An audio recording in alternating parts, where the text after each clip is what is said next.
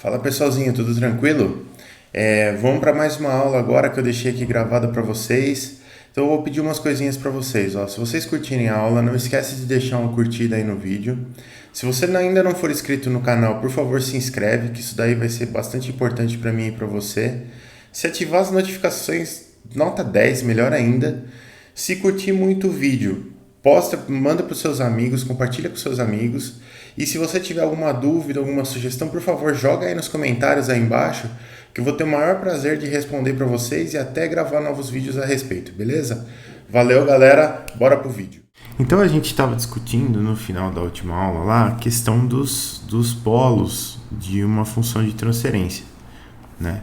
Hoje a gente vai brincar um pouquinho de função de transferência de novo, de uma maneira mais tranquila. Deixa eu botar essa câmera para cá. Então a gente tinha a nossa função de transferência lá na forma padrão. Ô, professor, não esquece de compartilhar a tela, por favor. Muito obrigado, viu? Porque, adivinha, seu xarope aqui não tinha esquecido de novo. Aí, agora sim. Então a gente tinha a função de transferência lá na forma padrão. E essa função de transferência ela era grama que multiplica um produtão de P igual a 1 até M de S menos ZP dividido por um outro produtão de Q igual a 1 até N de S menos PQ. Então, lá das outras aulas, a gente sabia que ZP era um zero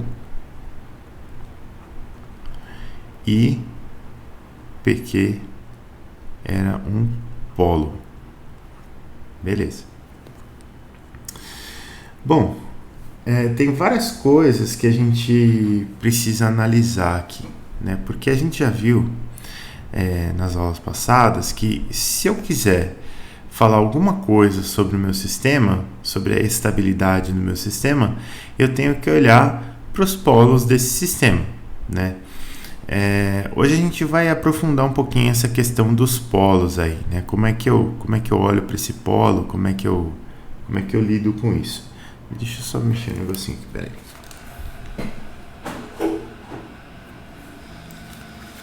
Pronto, eu tava achando que tava batendo um vento no microfone aqui. Então, eu tenho uma questão de polos, né? E esses polos aqui, eles são, lembra, não podemos esquecer, essa parte do denominador aqui a gente chama de polinômio característico.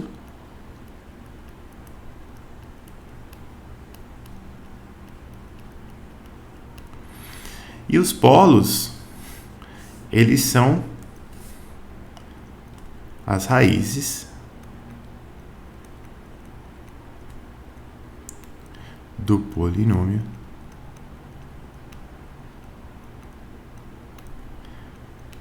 característico.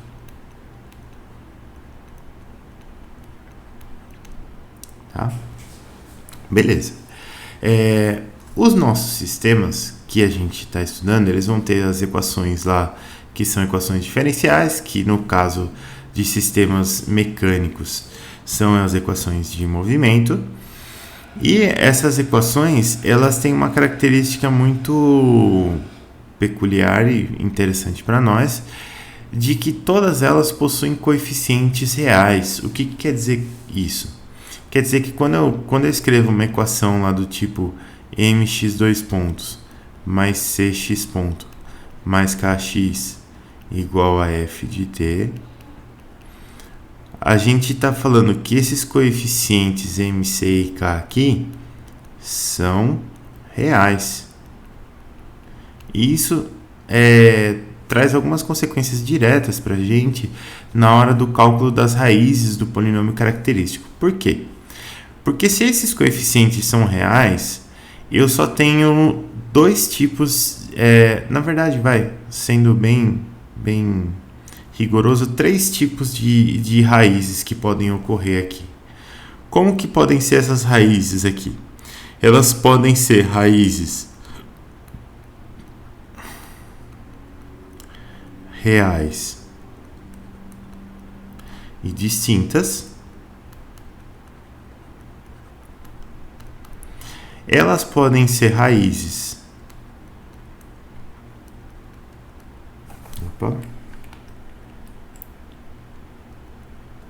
reais e iguais, ou essas raízes aqui podem ser aquilo que a gente adora, que são pares complexo conjugados, tá? E esses 3 tipos de raízes aqui, eles têm algumas consequências para a gente. Quais que são as consequências? Eu posso ter, por exemplo, um sistema com raízes reais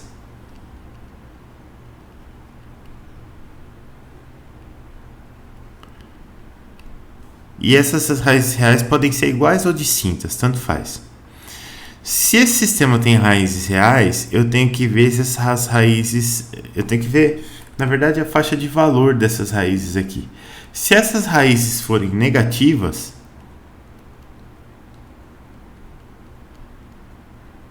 não tem problema nenhum. Se a raiz for negativa, o sistema é estável. O sistema é estável, não tem problema nenhum.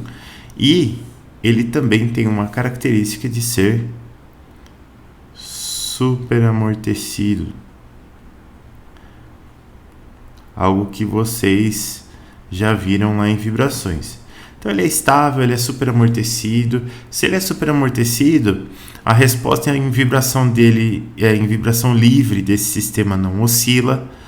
Até tinha uma pergunta pegadinha que a gente fazia quando a gente dava vibrações, que era a seguinte: a gente perguntava assim, no meio do verdadeiro ou falso lá, a resposta de um sistema superamortecido nunca será oscilatória, verdadeiro ou falso? Aí todo mundo mandava pau lá no verdadeiro, né? Só que não é bem verdade.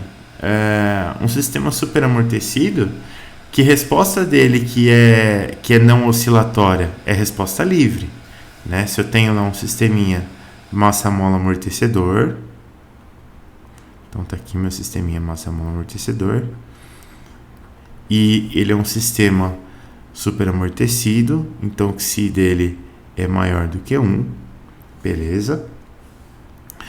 Pergunta: o Fábio usa Xi ou usa Zeta? Zeta. Zeta, né? Então vamos usar o Zeta também. Aumenta aí. O Zeta é assim. Zeta maior do que 1.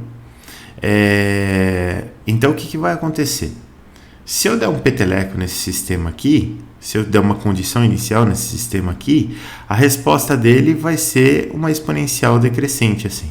Ela não vai ter oscilação. Só que se eu pegar esse sistema aqui e aplicar nele uma força oscilatória, tipo um F seno de ômega t, esse sistema vai ter uma resposta particular e essa resposta particular será oscilatória também. Então, o sistema superamortecido, ele não oscila em resposta livre. O comportamento transiente dele não tem oscilação. O comportamento permanente dele, a resposta permanente dele, tem oscilação sim, tá? Bom, eu posso ter um sistema que tem raízes reais positivas. Caramba, viu? Positivas. E nesse caso, ele é instável. E a gente nem fala em nível de amortecimento aqui porque tem entrada de energia, não tem dissipação, né? Mas se as raízes forem reais e positivas, como que vai ser a resposta desse sistema? Vai ser uma exponencial crescente, vai ser algo assim, né? Então você tem aqui y, aqui você tem t, e a resposta dele vai ser algo tendendo aqui para infinito, tá? Nada. E sistemas, para o sistema ter essa raiz real e positiva, cara, você precisa ter algo assim, por exemplo, k igual a zero, combinado com c menor do que zero. Aí você tem um sistema instável.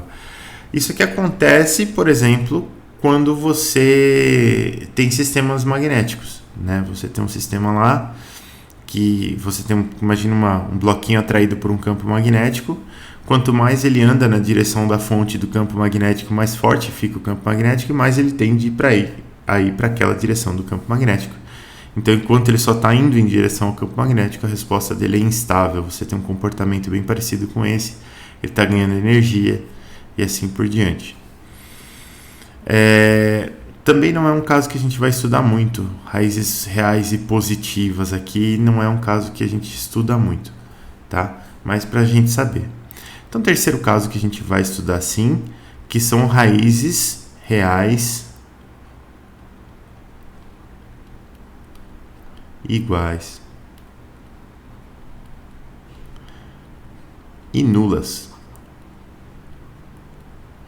E esse sistema aqui ele é importante por causa do seguinte: aqui a gente tem um sistema que a gente chama de semi-definido.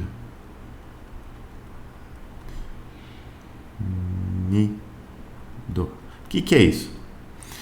Você vai ter um sisteminha que é isso aqui, ó. Ele é análogo a isso aqui. Você tem um carrinho, um bloquinho num plano, massa M e só isso. Você pode ter uma força F atuando aqui também.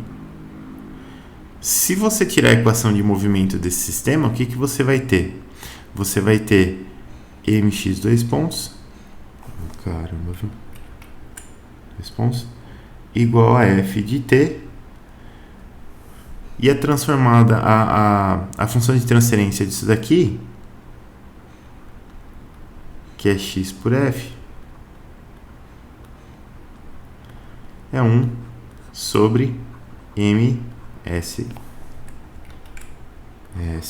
ao quadrado. Então, olha só, se eu tirar as raízes do polinômio característico aqui, o que eu vou ter? Eu vou ter s ao quadrado igual a zero, então as raízes S1 e 2 serão iguais a zero.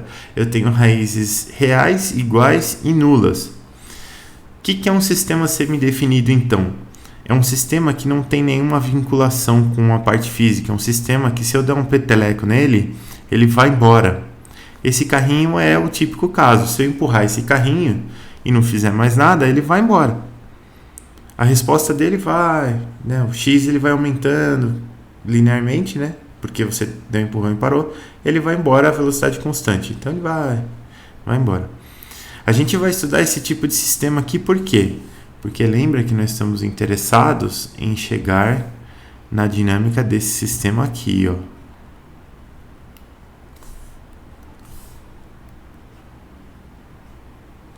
Certo? A gente quer estudar a dinâmica desse sistema. Aí eu pergunto para vocês, de cara, esse sistema aqui, esse carrinho com pêndulo, é um sistema que tem a tendência de eu dar um peteleco nele e ele ir embora? Sim, ele tem essa tendência. Se ele tem essa tendência aqui, então ele é um sistema semidefinido. Eu espero que duas das raízes dele sejam reais, iguais e nulas, direto. Eu espero que aqui embaixo no denominador da função de transferência desse cara aqui tenha um s quadrado. Eu espero isso. Porque o sistema se comporta dessa forma. E a gente vai ver que realmente tem isso, tá? Isso é para o caso de raízes reais. A gente tem outro caso que é mais interessante, que é o caso das raízes em pares complexos conjugados. Então vamos para uma página nova aqui. Ainda falando então das raízes, a gente vai ter aqui os pares complexo conjugados. E aí esses pares complexos conjugados, eles vão tomar a seguinte forma. Eu vou falar que esse par, ele vai ser um par de polos, então vai ser um par P 1,2 igual a sigma mais ou menos J ômega D. Eu vou começar com isso daqui, a gente vai expandir depois. Por que a gente vai começar com isso daqui? Sigma é a parte real dessas raízes do polinômio característico aqui, desses polos, tá certo? E aí o que vai acontecer? Se essa parte real aqui, que é o sigma, for maior do que zero, então o meu sistema é instável. Só que ele é um sistema que a resposta dele tem a seguinte cara. Ele é um sistema assim, ó. Aqui tem o x, aqui eu tenho t. E a resposta desse sistema, ela vai ser rodeada por exponenciais assim, e ela vai aumentar, mas ela não vai aumentar. Lembra, quando eu tinha ressonância, isso aqui eram duas retas, né? Quando o meu sistema é instável, a resposta desse sistema aqui, isso aqui é a resposta livre, tá? A resposta livre desse sistema aqui, ela vai ser instável, ela vai oscilando para o infinito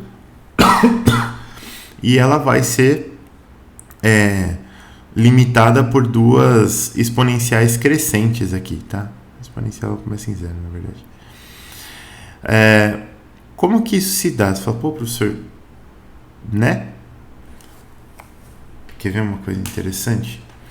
Às vezes, a gente tem isso daqui dado por alguns fenômenos de instabilidade aerodinâmica. Tem dois fenômenos, eu não sei se o Fábio já mostrou para vocês, mas que eu quero mostrar que são interessantíssimos. Vamos aqui para o YouTube.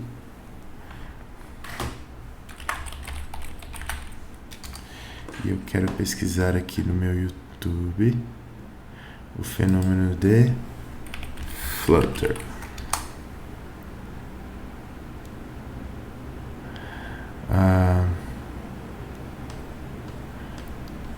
Aparentemente flutter é outra coisa, mas também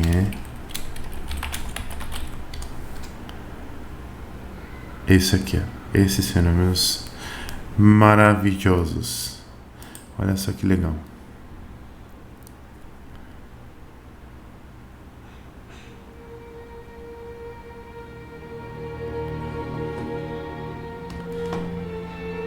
Tem uma trilha sonora toda cheia de frescura aqui. Nananana. Aqui. Aí o aviãozinho tá voando, se eu não me engano. Esse aparece aqui atrás. Ainda não tá aparecendo. Tá vendo que ele tá começando a vibrar e aumentar a amplitude de vibração? Olha só. Isso é um flutter. Deve dar um medo da porra quando você tá voando. Ele causa desastres, tá vendo? Ó, esse é o outro que eu queria mostrar pra você, que é a ponte Tacoma Narrows. Isso é uma ponte de concreto e tá passando vento por ela, e olha só a amplitude da oscilação dessa ponte.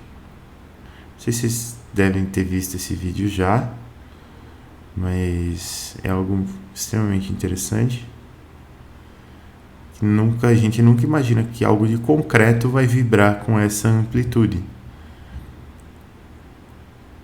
Aqui os caras... A gente viu no começo de vibrações, a gente viu o professor mostrando uns vídeos. Né? Eu queria ver se eu achava. É, ela quebra também.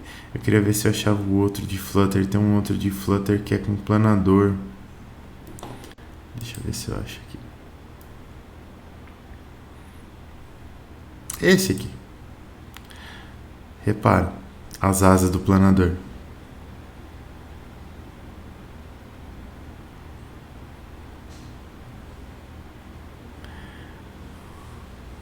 Isso aqui realmente acontece. Tem um fenômeno que é um fenômeno de instabilidade aeroelástica, né? Onde você tem um corpo e aí você tem um fluxo passando por esse corpo assim. E aí você cria uma geração de vórtices, que você cria um vórtice por cima, um vórtice por baixo, um vórtice por cima, um vórtice por baixo.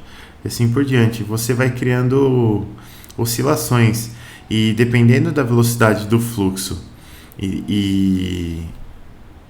basicamente, e do diâmetro, né, desse corpo aqui, você pode fazer com que essa geração de vórtices aqui ocorra na frequência natural desse troço que ocorre. E aí você destrói ele. Quando você entra com um vento aqui nesse tipo de sistema que tem instabilidade, você tem o quê? Você tem o C ficando negativo, né? Lá do MCK o C fica negativo, você tem uma entrada de energia. Por isso que o sistema começa a oscilar e aumentar de amplitude, né? Então, para você ter um sigma maior do que zero, você tem que ter necessariamente um C menor do que zero, né? Ou um K também, mas o K é mais difícil. Então, você precisa ter um C menor do que zero. Aí a gente tem mais outros dois casos, né? Se o sigma for igual a zero, a gente tem um sistema que é estável e não amortecido.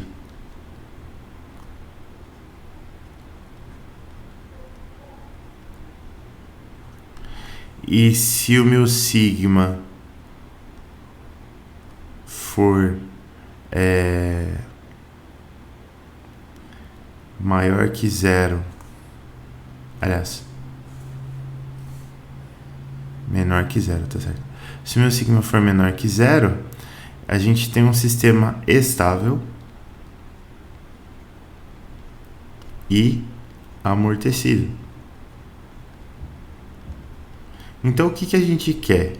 Quando a gente encontra pares complexos conjugados, a gente quer que esses pares possuam parte real nula ou negativa. A gente nunca quer que esses pares possuam parte real positiva, porque senão o sistema é instável diretamente e não tem muito o que fazer para controlar ele.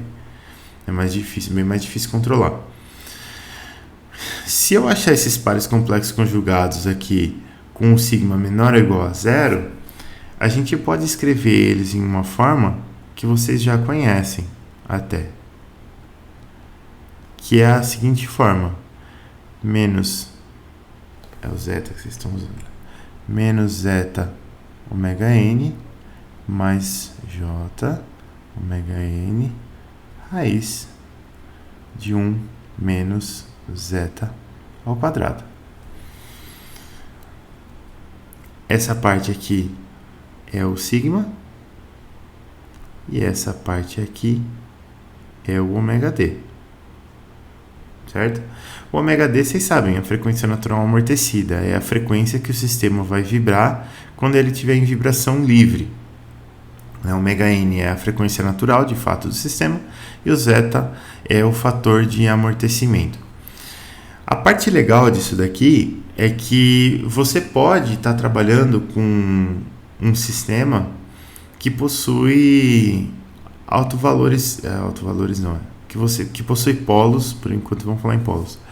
Um sistema que possui polos de enésima ordem. Você pode ter lá um sistema que possui uma função de transferência que tem, sei lá, s ao cubo mais 3s ao quadrado mais 4s mais 2 em cima, e a parte de baixo vai ter que ter uma ordem maior, então s é a sexta mais 4s à quarta, mais 3s ao cubo, mais 2s ao quadrado, mais 17. Pronto.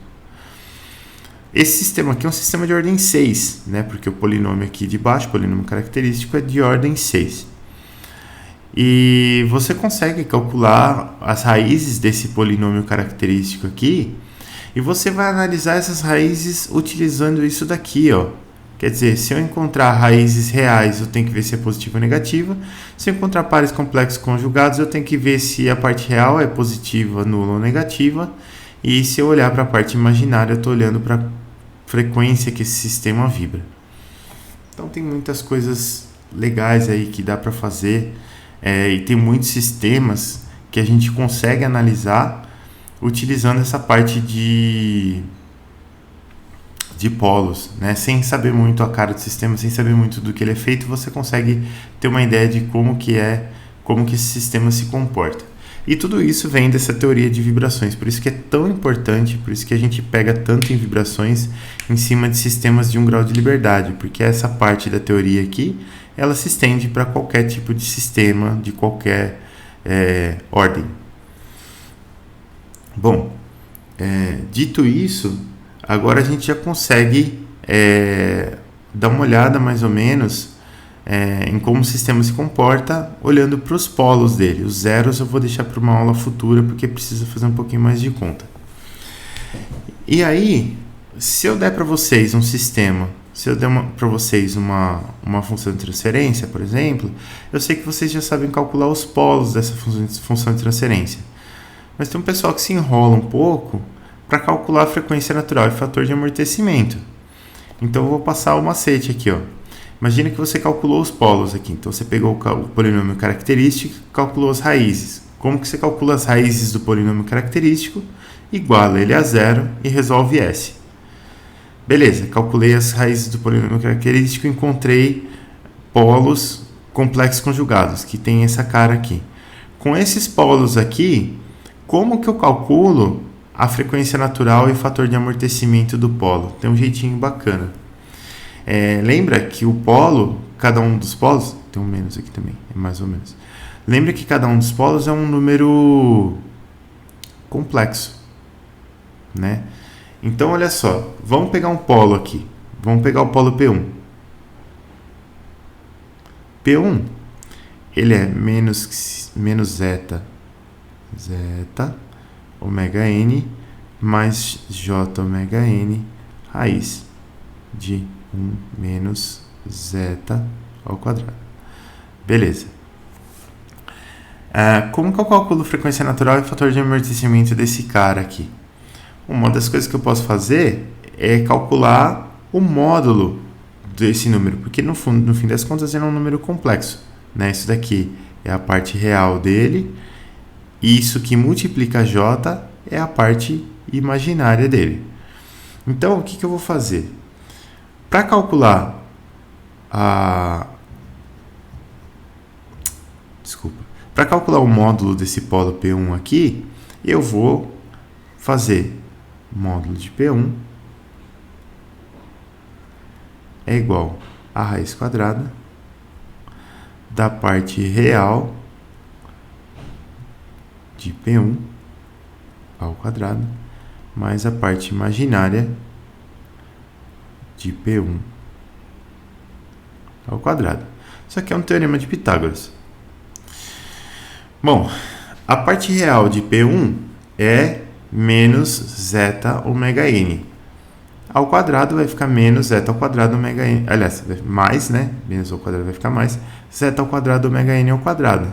Então, isso daqui vai ser a raiz quadrada de zeta ao quadrado ômega n ao quadrado mais a parte imaginária ao quadrado.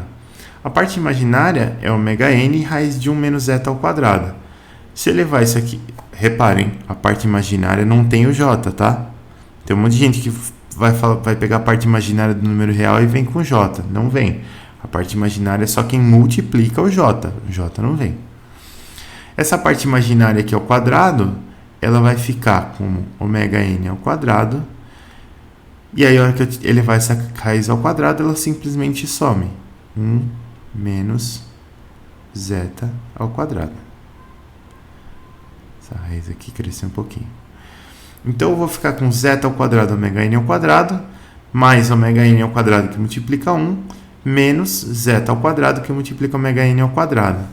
Então esse zeta ao quadrado ômega n ao quadrado aqui vai cancelar. E essa raiz aqui vai ficar como raiz de ômega n ao quadrado, que será ômega n. Então, a minha raiz, aliás, o meu módulo do polo, se eu tirar o módulo do polo, eu vou encontrar diretamente, podia ser o polo P2 também, não muda nada. Eu vou encontrar diretamente a frequência natural. Como que eu faço para encontrar o fator de amortecimento de uma maneira fácil? É só pegar a parte real aqui, ó. Se eu quero zeta, né? Eu sei que a parte real de P1 ela vale menos zeta ômega n. Ômega n eu já calculei. Então, eu posso pegar a parte real, trocar o sinal e dividir por ômega n. Eu vou ter zeta aqui. Então, o meu zeta, ele é a parte real de P1 negativa dividido por ômega n. Pronto, menos a parte real dividido pela frequência natural me deu zeta. Outra coisa importantíssima, pessoal, importantíssima. O zeta é algo que não tem unidades. Beleza. O zeta é adimensional. A frequência natural, ela tem unidade. Quando eu calculo a frequência natural desse jeito aqui, qual é a unidade dela? Ela sai em radianos por segundo. Beleza? E aí, só lembrando aqui, para não esquecer também, 2π radianos por segundo é igual a 1 Hz. Para quem gosta de fazer conversão de unidades aí, 2π radianos por segundo é 1 Hz. Bom, beleza. Então a gente já explorou um pouquinho essa parte de polos e tudo mais. Tem outras coisas interessantes que a gente pode fazer aqui e que eu quero explorar um pouco com vocês para a gente ver um pouco essa questão de entrada e saída, como que as entradas e saídas mudam. Para fazer isso, eu vou explorar um pouquinho com vocês um sistema de excitação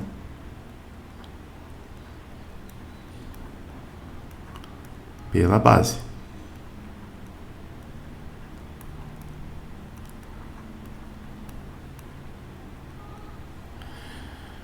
Bom, sistema de excitação pela base. O sistema ele tem essa cara aqui, ó. Eu tenho uma massinha, uma molinha aqui, um amortecedor aqui e algo aqui que está conectado em uma pista que oscila. A massa, o amortecedor tem o coeficiente C, a mola o coeficiente K. Esse cara aqui, ele tem uma velocidade, aliás, um deslocamento vertical x de t. E essa partezinha aqui de baixo que está em contato com a pista tem um deslocamento vertical y de t. Pronto. Esse sistema é muito interessante. Ele tem algumas coisas muito legais aqui pra gente explorar. Primeiro, vamos tirar a equação de movimento dele rapidinho. Então, o que eu vou ter lá? Eu vou ter a massa, né, do meu DCL. Tá aqui a minha massa.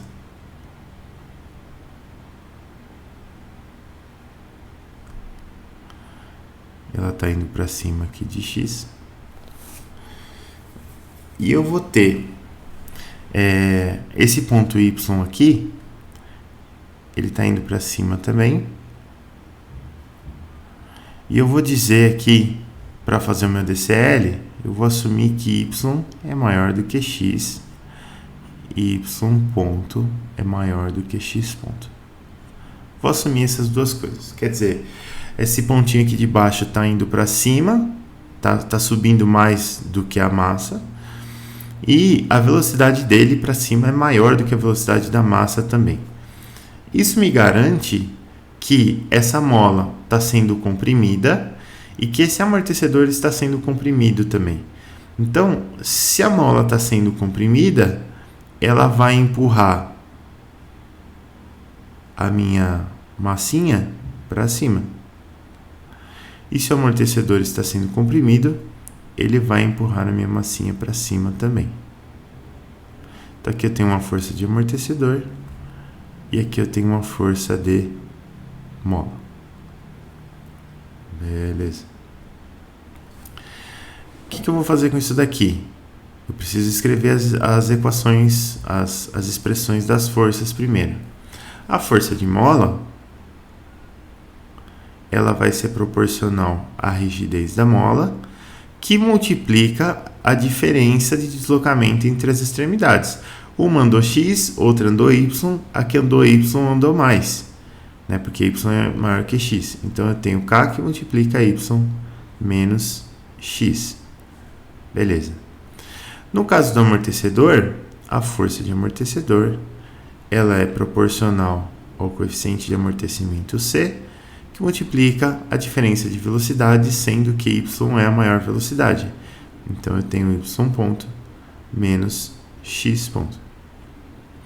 E aí eu posso fazer somatória de forças igual a massa vezes a aceleração na vertical aqui sem medo. Então a gente tem somatória de forças na vertical igual a massa vezes a aceleração do bloquinho na vertical. O deslocamento absoluto dele é x, velocidade x ponto, aceleração x2 pontos é igual a somatória de forças na vertical. Eu tenho mais FK mais FC. Então eu tenho FK mais FC. Bom, mx2 pontos. FK é KY menos X mais FC, que é CY ponto menos X ponto. Assim. Reorganizando a equação aqui,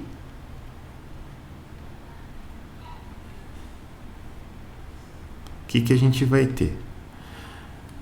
A gente vai ter que mx2 pontos mais cx ponto mais kx é igual a cy ponto mais ky. Pronto. É isso aqui que a gente tem. Temos coisas legais para fazer aqui. Por quê? Porque eu posso definir várias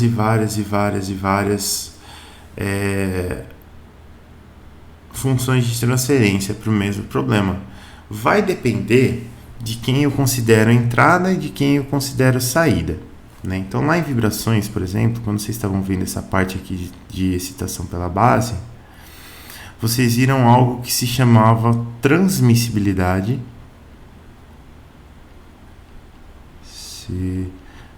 Palavra comprida. Ele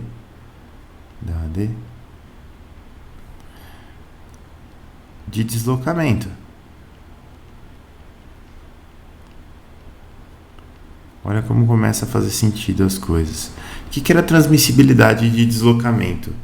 Transmissibilidade de deslocamento era a relação entre o deslocamento da massa suspensa e o deslocamento da massa que estava em contato com a pista, certo? Bom, se eu quero saber a relação entre deslocamento e deslocamento, eu posso fazer uma função de transferência, onde x seja a minha saída e y seja a minha entrada, ou seja, eu quero y sobre x, certo? Então, eu vou pegar essa equação aqui e eu vou aplicar a transformada de Laplace nela. Transformada de Laplace dessa equação com x de 0 igual a 0 e x ponto de 0 igual a 0. Por que eu estou colocando as condições iniciais nulas? Porque eu estou fazendo a função de transferência. Beleza. Então, vamos lá. A e y de 0 também é 0, nesse caso. A gente tem uma função aqui também que precisa ser bem comportada. Então, vamos lá. Eu vou ter, fazendo a transformada de Laplace dessa equação aqui, eu vou ter ms ao quadrado x de s mais cs x de s mais k x de s é igual a c, aqui eu tenho y ponto, então a transformada de Laplace de y ponto vai ser sy de s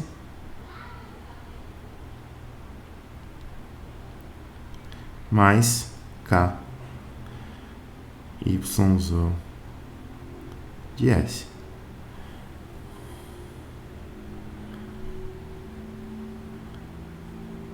Beleza. Então eu vou querer calcular x sobre y aqui. Então eu vou ficar com, vamos isolar o x de um lado e o y do outro. ms ao quadrado mais cs mais k x de s é igual a cs mais k y de s. E agora começou a ficar fácil, né? Porque a gente está no domínio de Laplace, tudo é algébrico, né? Então eu posso passar esse ms ao quadrado mais cs mais k dividindo para lá e o y de s dividindo para cá. E a gente vai ter o quê?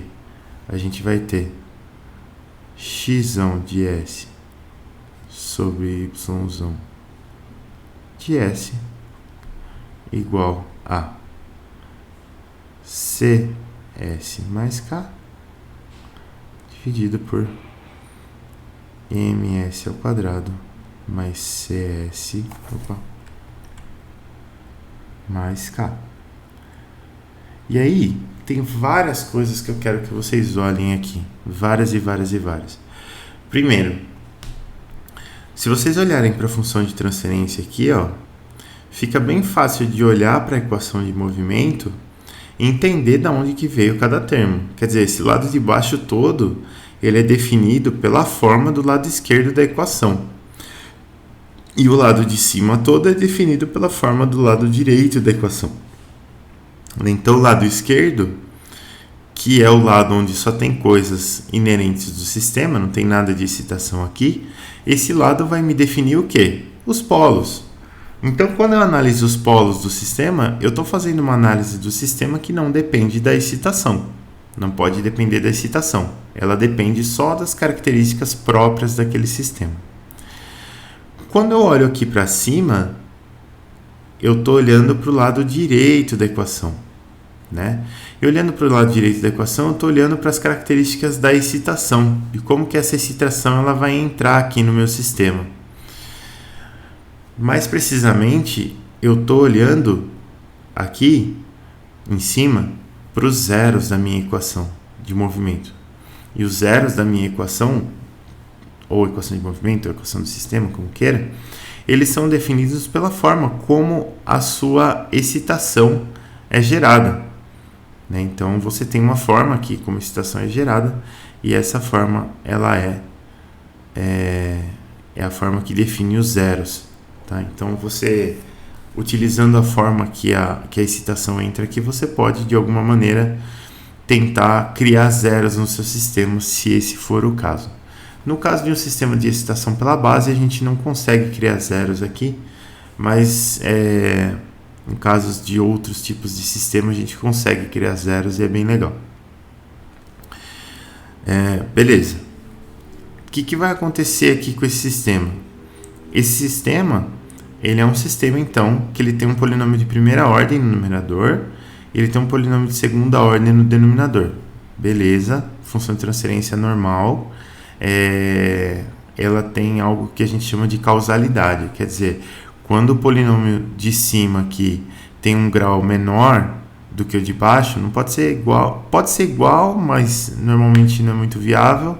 E se for maior, não é nem função de transferência isso daqui. Mas se esse grau for menor, quer dizer que o sistema é causal. Quer dizer que ele responde depois que a excitação é aplicada, nunca antes. Tá? Então ele é um sistema, isso aqui é um modelo de um sistema real que a gente consegue encontrar no mundo real. Bom, beleza. Essa função de transferência, né? A gente não pode esquecer que isso daqui é uma função de transferência.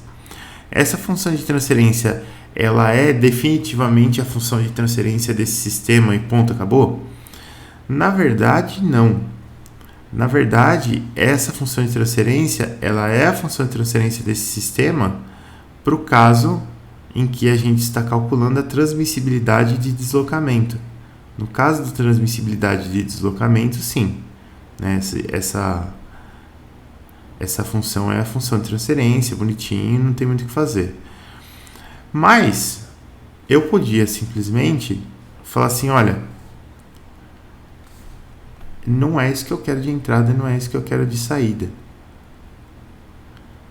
Aí você fala, pô, mas e aí, o que você quer de entrada e o que você quer de saída? Eu posso querer, por exemplo, calcular como entrada, manter como entrada o meu deslocamento y de s, mas eu quero calcular como saída essa força que é transmitida aqui para minha massa, né? A força transmitida para a massa, eu vou chamar de F. A força transmitida para a massa, ela é dada por K, que multiplica y menos x, mais C, que multiplica y ponto menos x ponto. Beleza.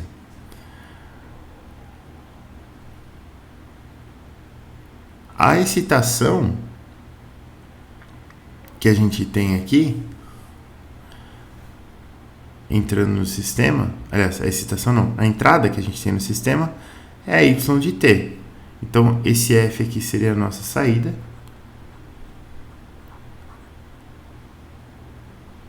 Beleza? E o y de t seria a nossa entrada.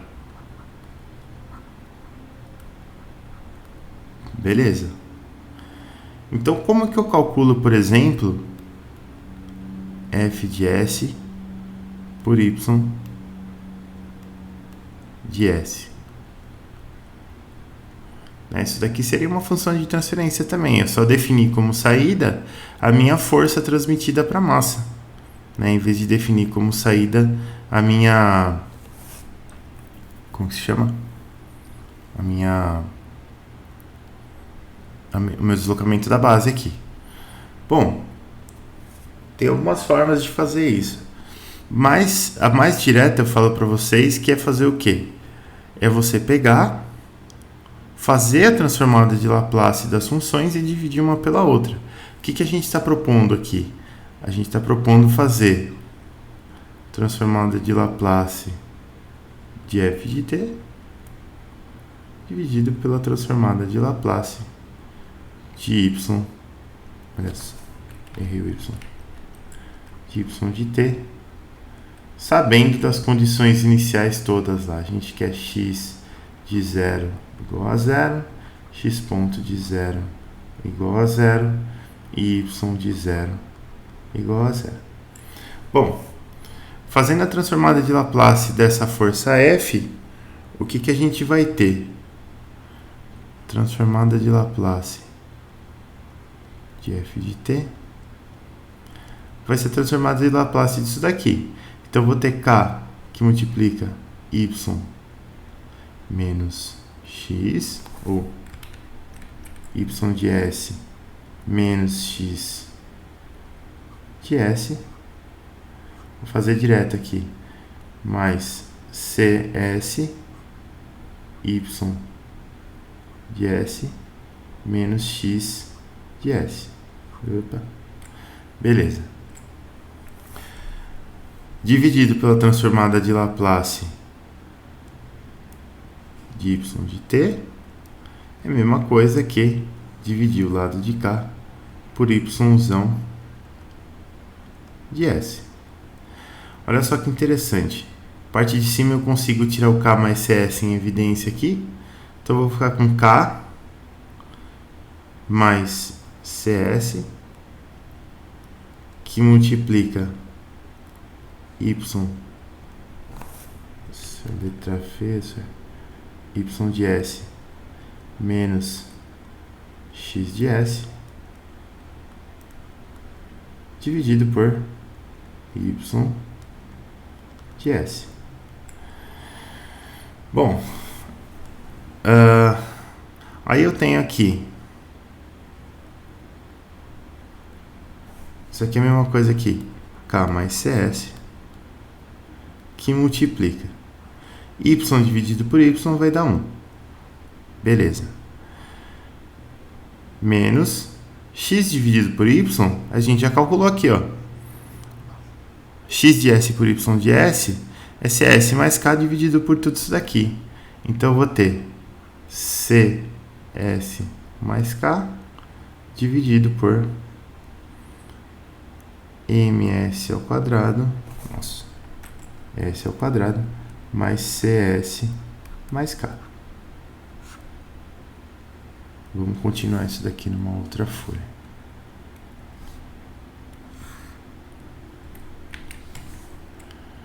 Mais página.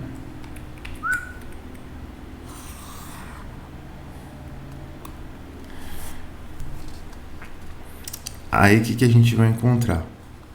Bom, eu posso aplicar o MMC aqui dentro primeiro. Então eu vou ficar com K mais CS, que multiplica MS ao quadrado mais CS mais K, menos CS menos K, dividido por MS ao quadrado mais CS mais K. Beleza? CS mais K vai cortar aqui. E aí a gente vai ficar com MS ao quadrado, que multiplica K mais CS, dividido por MS ao quadrado mais CS mais K. Isso aqui tudo será igual a F de S por Y de S. Beleza. Então, olha só. A gente tinha CS mais K dividido por MS ao quadrado mais CS mais K igual a X de S sobre Y de S. Isso daqui era a nossa transmissibilidade de deslocamento.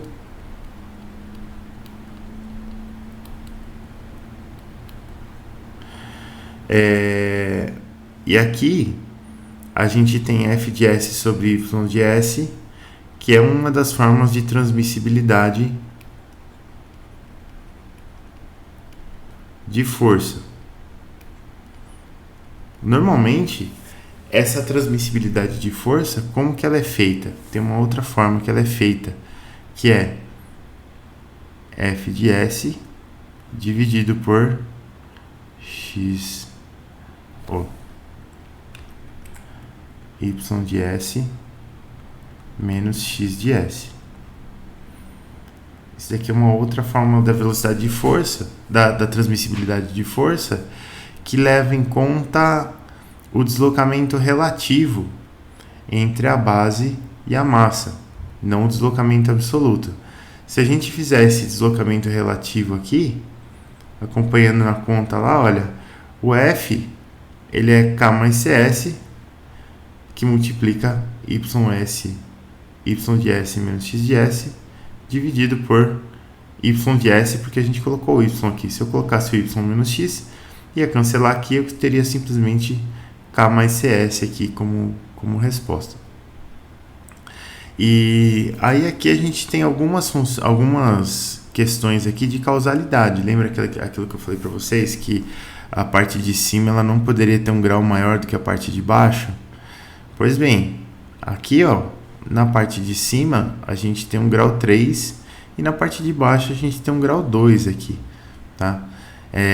Isso quer dizer que esse sistema, se eu tentar prever a força que é transmitida lá para minha massa suspensa, observando só o deslocamento da base, provavelmente na vida real eu não vou conseguir fazer isso com tanto critério, né? Com tanta precisão, porque eu tenho um problema de causalidade, que eu precisaria saber a variação do deslocamento primeiro para depois saber a força, e não tem como eu saber a variação do deslocamento instantaneamente. Então eu teria um problema de causalidade aqui. Mas mais ou menos funciona bem isso daqui. Tá? Então o que eu queria mostrar para vocês? Aqui a gente tomou como saída o deslocamento. Aqui a gente tomou como saída a força. Entrada, deslocamento da base. E aqui a saída, deslocamento da massa. Aqui deslocamento, aqui em cima, a força. Então, quando a gente define entradas e saídas diferentes, repara que as funções de transferência do mesmo sistema, elas são diferentes. Justamente porque a gente definiu entradas e saídas diferentes aí.